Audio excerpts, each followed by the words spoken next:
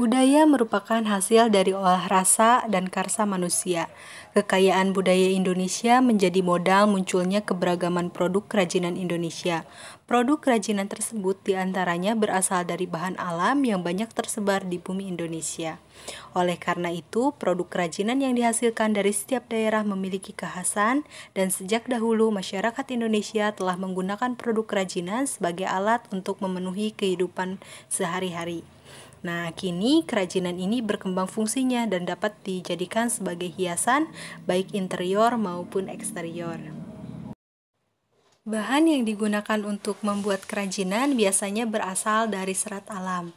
Nah, serat alam ini dibagi menjadi beberapa bagian, ada yang berasal dari tumbuhan, dari hewan, dan dari mineral. Serat alam yang akan kita pelajari diantaranya yang pertama mengenai pengertian serat alam, jenis dan karakteristik bahan serat, pengolahan bahan serat, produksi kerajinan bahan serat, serta produk dan proses kerajinan bahan serat.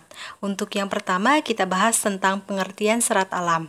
Serat alam adalah suatu jenis bahan berupa potongan-potongan komponen yang membentuk jaringan memanjang yang utuh. Nah, serat ini jika digunakan sebagai bahan baku tekstil, maka akan digunakan untuk pembuatan benang dan kain. Kemudian, bahan serat alam ini tadi sudah dijelaskan dibagi menjadi 3 jenis, yaitu serat yang berasal dari tumbuhan, dari hewan, dan dari mineral. Untuk dari tumbuhan ada bagian batang, daun, buah, dan biji yang digunakan. Kemudian serat dari hewan itu berupa stapel, filamen, dan dari serat mineral berupa fiberglass, logam, dan karbon. Bahan serat alam ini berasal dari alam, sehingga limbahnya mudah diurai di dalam tanah, dan bahan serat ini ialah bahan organik yang tidak diolah kembali melalui proses dan penambahan bahan kimia, sehingga keaslian dari bahan serat alam ini tetap terjaga dan diutamakan. Nah, ini merupakan bagian-bagian dari serat tumbuhan. Yang pertama batang. Untuk bagian batang biasanya yang digunakan adalah serat dari flax atau linen, kemudian anggrek, melinjo, mahkota dewa, beringin, yonkori, rosella, urena, henep, jute, kenap, sun, dan rami. Untuk bagian buahnya biasa yang kita ketahui itu serat dari sabut kelapa ya. Kemudian biji ini yang biasa kita lihat itu serat dari kapas dan kapuk. Kemudian daun, bagian daun yang digunakan biasanya daun nanas, pandan berduri, eceng gondok, abaka, henekuin, dan sebagainya. Kemudian serat dari hewan ada stapel dan filamen. Stapel ini merupakan serat yang berbentuk rambut hewan dan biasa disebut wool. Untuk stapel ini bisa berasal dari domba, alpaca, unta, kasmer, mohair, kelinci, dan vicuna. Kemudian untuk filamen yang merupakan serat yang berbentuk jaringan ini biasanya berasal dari ulat sutra.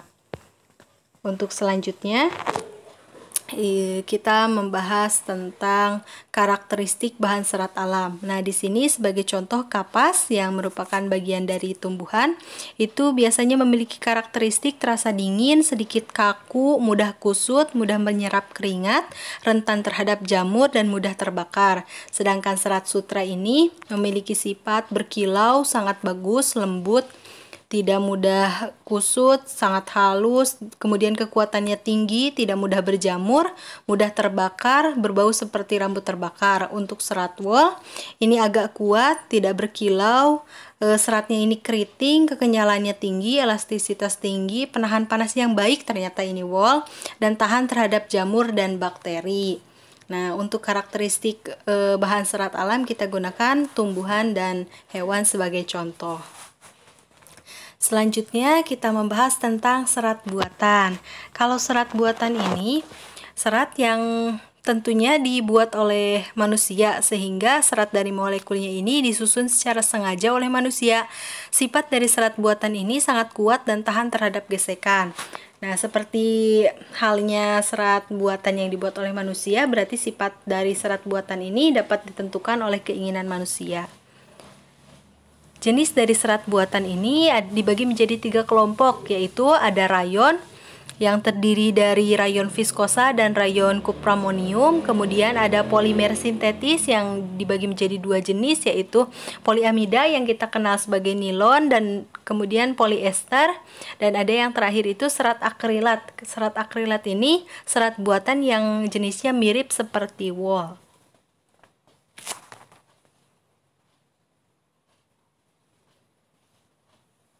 Nah, untuk rayon viskosa memiliki ciri-ciri tahan terhadap penyetrikaan. Namun, seiring berjalannya waktu, karena sering terkena panas, maka warnanya akan berubah menjadi kuning.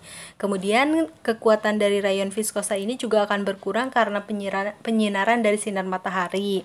Kemudian, rayon viskosa ini cepat rusak oleh asam, namun tahan terhadap pelarut-pelarut. Selanjutnya ada rayon kupromonium yang merupakan selulosa yang digenerasi. Nah, sifat dari rayon kupromonium ini memiliki kesamaan dengan rayon viskosa, namun rayon kupromonium ini sangat halus, lebih mulur di waktu basah, mudah terbakar, dan kekuatannya berkurang oleh sinar matahari. Rayon kupromonium ini banyak digunakan untuk busana pesta anak karena bermutu tinggi dengan kehalusan filamennya yang memberikan sifat lemas. Jadi sangat nyaman ketika digunakan oleh anak-anak. Selanjutnya, polimer sintetis. Nah, polimer sintetis ini dibagi menjadi dua, yaitu nilon atau poliamida dan poliester. Untuk poliester ini memiliki sifat cepat kering, kuat, berbentuk seperti serat alam, tahan kusut, dan dimensinya stabil.